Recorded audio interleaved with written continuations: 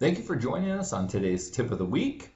Today we're going to continue with part 3 of our ERA auto posting. The first week we talked about fixing our issues that might come up. Last week we talked about editing and changing any of the particular information or detail on the payments. Today we're going to cover the final parts to this, and there's a couple of things that we want to talk about. Number one is this cool little thing here, which is the ability to change and see different checks that might come on the same ERA. So for example, we'll switch here to our second check that came through from Medicare, which is a decline check for one of our patients, Tad Stanford. So both of these things are going to be able to post. They're going to be defaulted to post that check.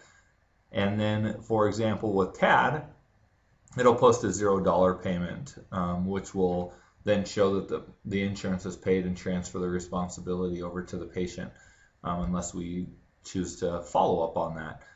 Also down here at the bottom, we have different options as well. We can click this box, which will say apply deductible. Then it'll post the deductible amount that might be populated from the insurance here and put it in their ledger.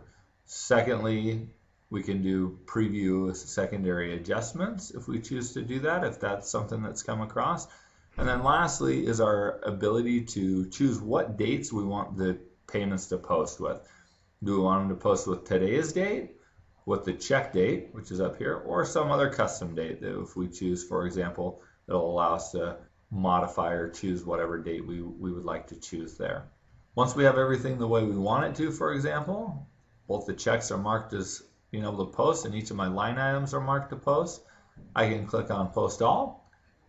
Once those are posted, we can go ahead and close out of here. We can go into the person's ledger and we will see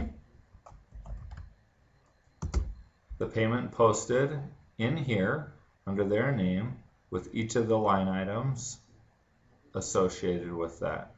Here's our payments. Here's our adjustments that were part of that.